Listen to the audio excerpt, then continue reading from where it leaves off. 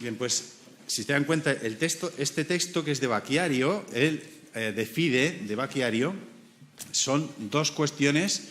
La primera página, la página 1, la tienen arriba a la derecha numerada, que son los párrafos 9 y 10 de la edición de Amadoz del de Fide, son relativos al alma. Ahora les diré ya todo, ¿no? Y lo segundo acerca del tema de la escritura, los párrafos 15 y sobre todo el 16, que es el que vamos a estudiar. Pero fíjese, en el 16 dice Bacchiario, que es lo que a mí me llamó mucho la atención y me atrajo mucho y me sedujo, yo creo que para mal, porque pues estamos donde estamos.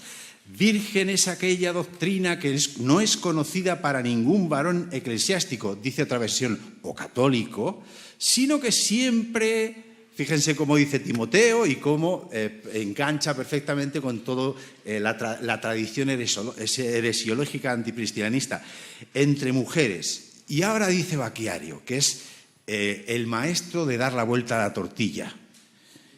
Es decir, entre esas almas que siempre en actitud de aprender se fusionan con cualquier espíritu que las engaña, mostrando crédula facilidad sin preocuparles de dónde han concebido. El texto tiene un claro significado sexual y evidentemente, Bacchiario, como ven, esas mulierculae de las que habla Jerónimo, etcétera, le da la vuelta a la tortilla y hace una lectura simbólica o alegórica del texto de Pablo que está utilizando Jerónimo de una forma completamente aviesa, ¿no? Bien, pero vamos a comenzar por esto sin medias res, así no se debe empezar nunca una conferencia. Bacchiario es tenido por uno de los primerísimos priscilianistas con nacimiento en la Galicia. Sospechoso de seguir las doctrinas de Prisciliano, este cristiano erudito, probablemente monje y diácono, se ve obligado a defenderse en un momento de su vida en que los estudiosos deducen de sus palabras «soy un peregrino» que ya no se encontraba en Hispania. Se nos imputa el crimen de nuestra tierra, es su amargo lamento al comienzo del de Fide. La queja de Bacchiario raya la indignación por la injusticia que dice sufrir por razón de su patria, hasta el punto de renegar de su filiación gallega para afirmar que su nacimiento se debe por la fe solamente al linaje de Abraham. Y dice así: nosotros, aunque conocemos nuestra patria según la carne, ahora ya no la conocemos, sino que deseando ser hijos de Abraham, la hemos rechazado como tierra nuestra y lugar de nacimiento. Un gallego diciendo esto. Por tanto, afirmamos que como a los samaritanos por parte de los judíos, así también a nosotros no se nos cree simplemente porque la mácula de cierta herejía ha oprimido nuestro solar de origen. Y por ello somos juzgados con la opinión de algunos principales, como si no pudiéramos estar libres del engaño del error. Precisamente este es el comienzo, el prólogo del de Fide. No vamos a seguir con esta cuestión.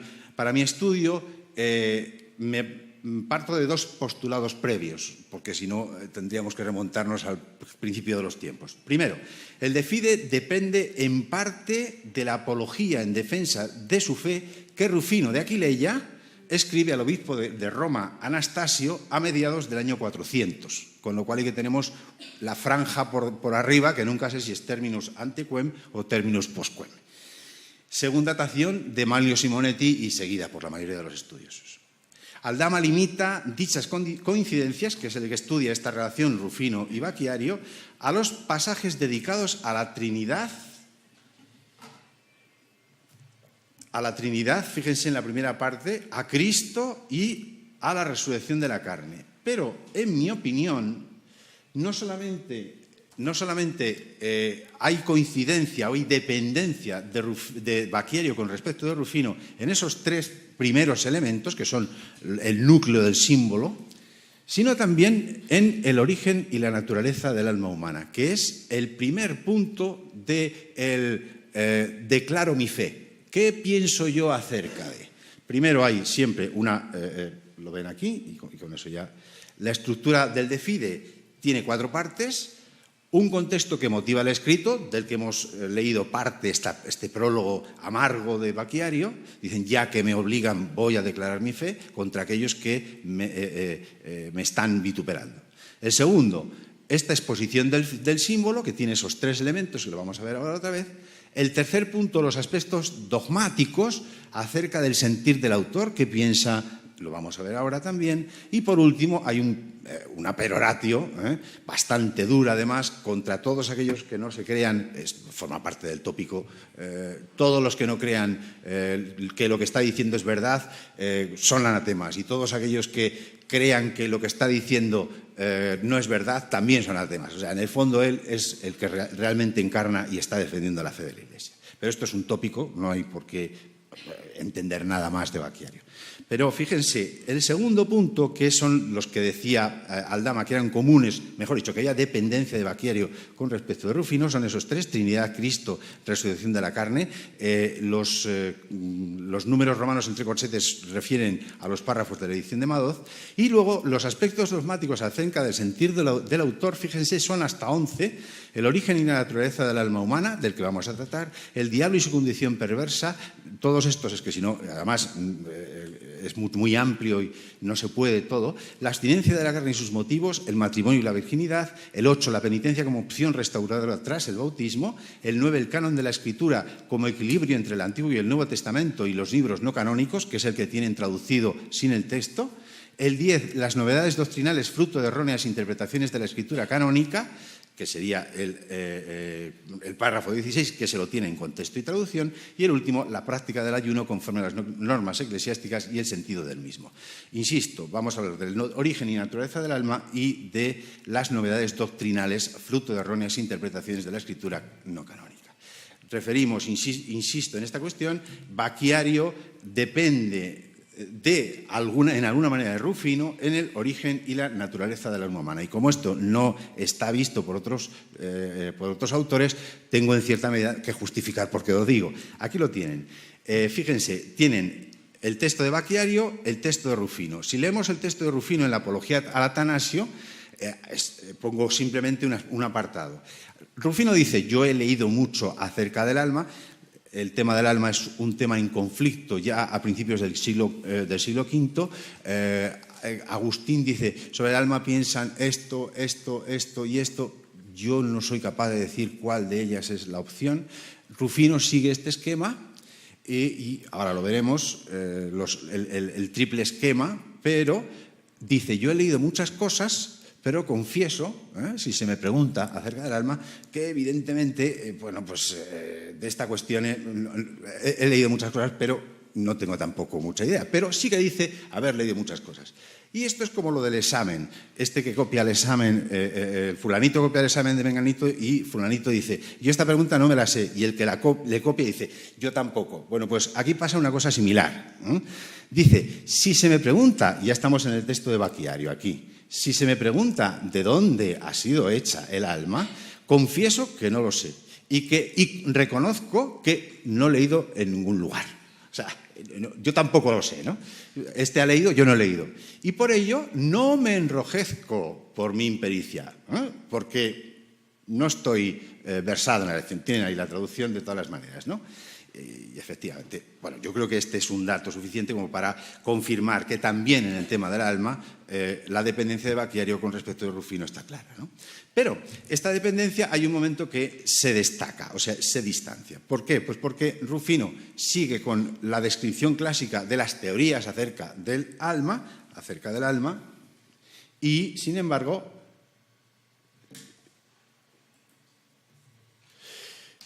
me estoy perdiendo. Vale. Y sin embargo, Bacchiario simplemente plantea tres al respecto. Bien. Fíjense, estamos en el 6. Las tres teorías clásicas de Rufino, que apunta Rufino, son traducianismo, creacionismo y preexistencia. Volveremos un poco sobre ello, por no cansar.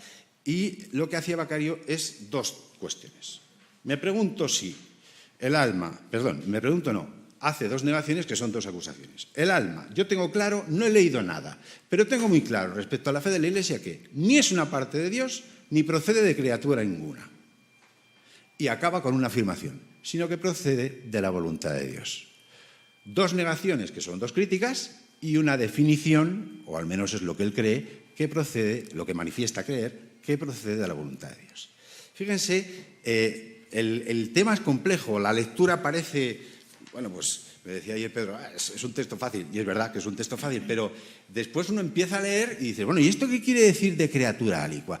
¿Hasta dónde quiere llegar Bacchiario al expresar esto, ¿no? Realmente es complicado, por lo menos para mí, ¿de acuerdo?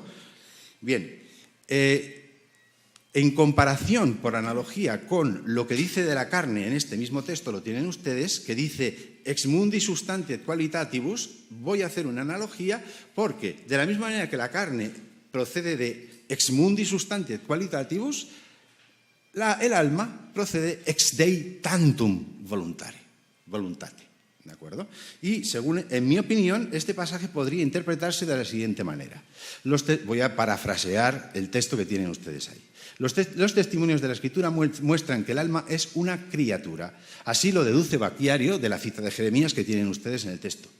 Pero la Escritura dice en el Levítico que el unde facta de dónde fue creada es preciso reservarlo al secreto de Dios. Y ahí utiliza unas alegorías muy interesantes, pero que no es momento. Sin embargo, por vía de la razón, es posible, sin perder de vista su condición de criatura, sigo parafraseando a Bacchiario, en mi opinión esto, es posible alcanzar a deducir alguna respuesta, aunque insuficiente, acerca del alma. Bacchiario procede así por analogía, de la misma manera que Dios crea compactándola la carne humana, que es el cuerpo, a partir de la sustancia y de las cualidades del mundo, así también Dios hace al alma a partir de la sustancia y las cualidades por participación de la voluntad de Dios. Por ello, participa de la sustancia espiritual de Dios, todo esto son deducciones y paráfrasis mías, pero no es Dios ni una parte de él, porque es sustancia espiritual sometida a pasiones. Pero también participa de sus cualidades, quizá dando a Bacchiario por hecho la inmortalidad del alma, o quizá por el hecho de que ésta es indivisible y que no puede ser creada por escisión o generación a partir de otra criatura. De esta manera, la materia de la que crea el mundo es la utilizada por Dios para crear la carne, el cuerpo, por generación procedente de los padres, y la materia a partir de la cual crea el alma, quizá en el momento de la concepción del hombre histórico, es su sola voluntad. Probablemente Bacchiario, deduciendo por razonamiento, en un asunto donde la Escritura no da respuesta, deduce estas dos cuestiones, que realmente son dos negaciones que implican dos acusaciones. Ni es ni es parte de Dios, ni es criatura. Y fíjense, primero, no es parte de Dios, es una acusación que está ya en el Concilio I de Toledo. Saben, hemos hablado mucho de él, contra los priscinalistas, animam autem hominis non divinam esse substantiam aut Dei partem, ahí lo tienen. Y en otro, más abajo, dice, neque portionem Dei portionem vel Dei esse substantiam, quien cree esto, anatemasit. ¿Vale? Está en las formulaciones de la fe y en los anatematismos. Pero esto mismo ya lo ha dicho de una forma muy difusa, porque Jerónimo le interesa más cargar las tintas con todo el expediente heresiológico y crear la imagen del prisciliano herético. Habla de Dei Substantia como maniqueo y en Hispania la secta de Prisciliano. Augustinus, en su famoso, que hemos visto, la respuesta al comunitorio de Orosio contra los priscilianistas y origenistas, dice Prisciliano, del propio Dios, dice como una partícula de fluere, procede, etcétera, etcétera, y esto además lo cree junto con los maniqueos, los maniquei simillimi, de los que ha estudiado también la profesora, y bueno, pues en todo el corpus heresiológico, se ha estudiado en este gran consejo. Y además, en la carta Consencio, Priscilianista dicit quod anima sit pars Dei. Esto ya es evidente. Pasemos entonces a lo siguiente. Fíjense, por tanto, que la acusación de que es una parte de Dios está en toda la literatura antipriscilianista, pero también tiene una justificación en los tratados. Fíjense, ahí en el tratado 6 y en el tratado 10 de Prisciliano se habla de divinum animae genus, divinum genus hominum, divina mostendum esse natural, etc. No voy a entrar en esto porque esto lo han tratado el doctor Sylvain, la profesora Veronese, la doctora Veronese, y esta cuestión por ahora la voy a dejar para más adelante, doy por bueno lo que han dicho, muy bueno lo que han dicho ya en su momento. Pero sí que veamos que esa conexión existe, ¿no? Segunda cuestión, perdón, respecto... ¿Qué he hecho? Por Dios, es el exceso de vehemencia, esto no puede ser. Fíjense, ¿cuál es la respuesta, cuál es la formulación que hace Bacchiario? Dice, no es una parte de Dios porque Dios es impasible, indivisible, y el alma es pasible, está sometida a las pasiones como lo comprueba uno con el resultado propio de su día. O sea, cada uno puede comprobar que está sometido a pasiones. Fíjense lo que dice en la carta 166 del año 415 Agustín. Y no me digan que no es un argumento absolutamente paralelo. El alma, dice Agustín, lo decía, fíjense lo que dice Bacchiario, dice Agustín, el alma no es parte de Dios. Si así fuera, sería absolutamente inmutable e incorruptible. Y si fuera esto, no empeoraría ni mejoraría, por lo que toca a sus estados afectivos, pasibilitas. Pero no es necesario el testimonio externo para ver que la situación es muy diversa. Quien se mira a sí mismo lo sabe. Sigamos adelante. Siguiente cuestión. Dos negaciones implican dos acusaciones. No es tampoco una criatura. Esto me costó un montón, porque ¿cómo es esto? Tal. Hay una posibilidad, y es que a lo mejor Bacchiario estaba pensando en los priscilianistas junto con los maniqueos, y entonces esa teoría de que las almas proceden de comer o de tomar los alimentos dentro de los cuales están también ciertas partículas animadas de la parte de Dios, y entonces ahí era tremendamente abstruso, pero... Una cuestión que tenía que haber dicho en el prólogo y como he empezado mal, pues he empezado mal. El segundo asunto es que de los muchos autores que imitan, o que mejor dicho, que toman de Bacchiario párrafos y pasajes de Fide, hay algunos que son hispanos, pero el que le copia de una forma completamente sorprendente y fantástica, porque nos ayuda mucho, por lo menos a mí, es... Fécamp, es un monje medieval, siglo X-XI me parece, su confesión de fe. Y fíjense, el primer pasaje, el primer párrafo, es el de Bacchiario. Nectamen de creatura aliqua facta me sendico, tal. No digo que proceda de otra criatura, sino que confieso... que solo el cuerpo es seminado, es sembrado por medio de la cópula del conyugio. Estoy traduciendo muy literalmente, muy pedestriamente. ¿Qué quiere decir? Yo, desde mi punto de vista, cuando se habla de criatura aliqua, está hablando de la teoría del traducianismo, que dice que tanto las almas como los cuerpos se transmiten por vía seminal a través del padre, que lo deja en el seno de la madre. Tengan en cuenta que en la antigüedad, ya lo saben ustedes, en la antigüedad la carga del embrión estaba en el semen masculino y la mujer simplemente lo albergaba. O sea, esto de uniones, no, ella simplemente era un albergue. Pero esa carga, en ese semen estaba, según el traducianismo, que está en Tertuliano, por ejemplo, el alma y el cuerpo. Era una forma de explicar la primera creación de Adán y Eva y, evidentemente, la descendencia y la raza humana de los primeros padres. Aquí, aunque Bacchiario, creo que de una forma enigmática lo está manifestando, me parece que Julián de Fécamp entiende esto y a mí me viene bien que lo entienda así, porque yo creo que efectivamente aquí Bacchiario está aludiendo. Ni es una parte de Dios, ni procede por generación con el semen del varón, porque si no tendríamos que el alma es más vil que el cuerpo, cuando sin embargo el alma está llamada a dominar al cuerpo en el compuesto humano. Esta es mi interpretación Y bueno, pues hasta ahí les puedo decir, ¿no?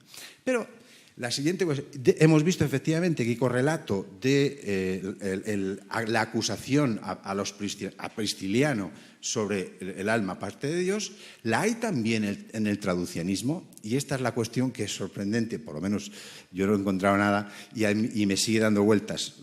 Son de esas cosas, no exagero, de las que te levantas pensando a las 4 de la mañana. ¿Cómo es posible que Prisciliano pueda aunar estas dos cosas? Primero voy a intentar explicar por qué creo que este texto es traducianista. Fíjense. Lo tienen ahí. Denique is omnibus quae conversatio mundi possidet, secundum genus sum factis hominem, tal. En fin, traduzco una vez, me cito a mí mismo, una vez creada según su especie, alusión a Génesis 1:21. Todas estas cosas que posee el régimen del mundo, Dios creó al hombre a su imagen y semejanza. Y con limo recogido del habitáculo terreno, dio vida a nuestro cuerpo. Y después, ocupando previamente un hospedaje corporal con la mediación de la naturaleza, traduque natura, dice el texto latino, ¿lo ven aquí? El hombre naciera del hombre, la carne de la carne. Fíjense, claro, aquí hay que explicar cosas. Primero, si esto es literal, esto es un absurdo. El hombre naciera del hombre, la carne de la carne. Bueno, pues es el día que Prisciliano había ingerido alguna cosa. No, yo creo que no. Primera cuestión. Hombre aquí, en Prisciliano y en los origenianos, hay que entenderlo a veces, y yo creo que este es el caso, como el hombre primordial en Orígenes, en la tradición alejandrina, que es el alma, que es el único de los dos compuestos, por así decir, del ser humano, que es creado a imagen y semejanza de Dios, como dice Orígenes, porque, según Orígenes, Dios no puede crear imagen y semejanza a un cuerpo porque Dios no es corpóreo. Con lo cual, hombre, en Prisciliano a veces se entiende como hombre primordial, como se entiende en Ambrosio también, y significa el alma. Y si ahora traducimos así, el alma naciera del alma, la carne de la carne. Y ese postulado, esa formulación del traducianismo, de la generación del alma a través de la transfusión del semen, pues lo tienen, por ejemplo, en Agustín. Corpus ex corpore, animam ex anima, como un ejemplo de fórmula traducianista.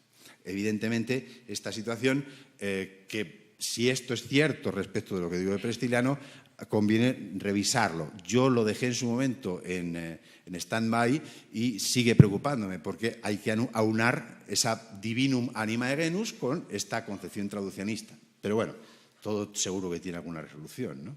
Bien, y una última cuestión, y yo creo que con esto prácticamente voy a pasar a la siguiente y cierro, aunque haya cosas que no explique y me van a disculpar.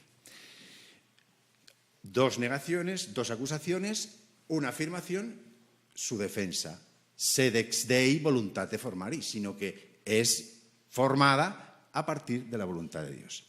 Pero la pregunta es, ¿ex nihilo? O sea, ¿de la nada? ¿Por qué? Porque fíjense, si nos vamos a la querella que Agustín plantea contra el comonitorio de Orosio, dice, este problema de que formados de la voluntad de Dios, dice, no es un problema ya de los priscilianistas. Fíjense que el texto es contra priscilianistas y origenistas. Y está diciendo, este problema de si viene o no de la voluntad de Dios, y algunos dicen que de la voluntad de Dios, y algunos no admiten que sea de la nada, porque la voluntad de Dios no es la nada, este es un argumento, un razonamiento como muy esto. Este planteamiento no es de los priscilianistas. Non pertinet ad redarguendam prisciliani sacrillegam vanitatem. Y fíjense, sea como sea, no vamos a entrar en la cuestión, pero la respuesta que da Agustín como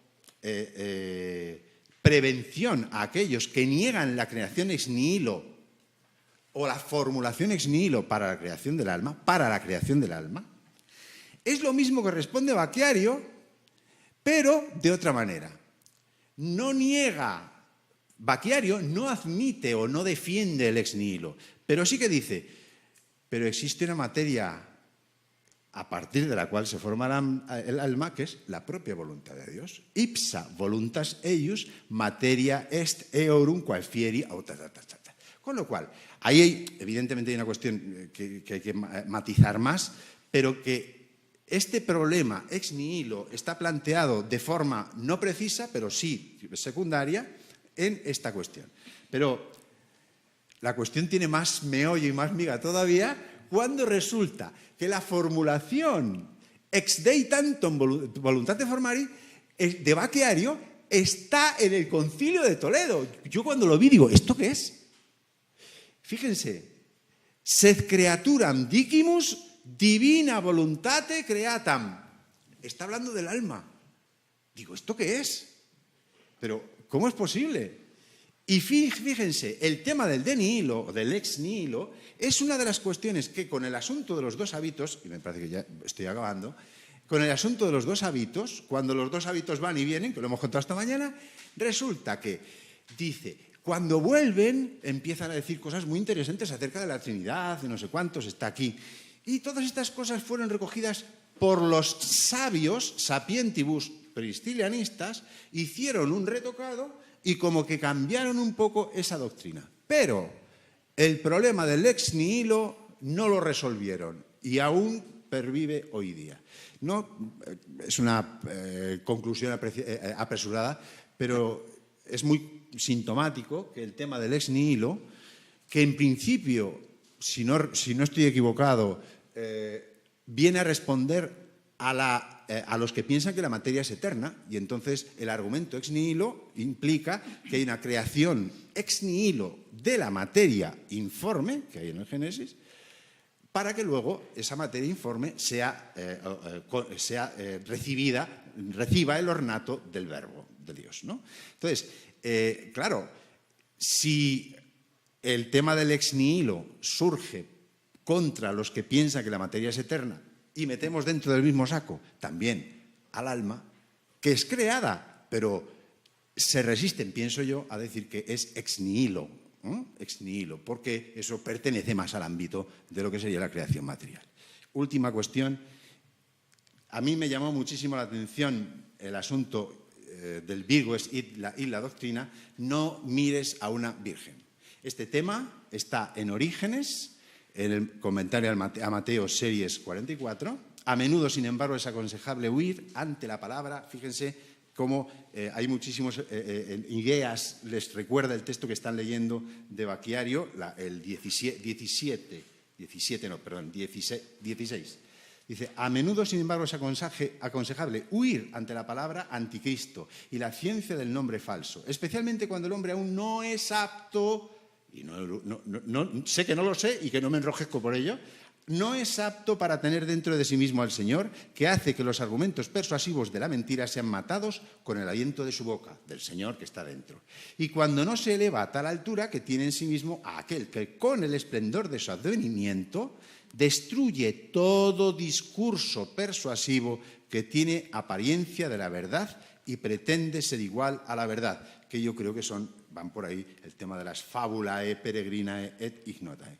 Este tema que está en Orígenes y que es una idea fuerza no exclusiva de este pasaje de Orígenes, lo tenemos luego recogido desde el punto de vista alegórico en todo el catálogo de Sirácida 9.1 a 5, donde no mires a una mujer, no te dejes embaucar por una saltimbanqui, por una bailarina, no dejes tus ojos en una mujer casquivana, y el último, no mires a una doncella, una chica joven, no vaya a ser que... Todos ellos son prevenciones de tipo moral. Pero fíjense cómo en Rabano Mauro, que es un recolector de exégesis, fantástico además, es una fuente de información extraordinaria, que dice, secundum, todas estas mujeres, dice, contra aeresim, multibora mulier est aereticorum sinagoga,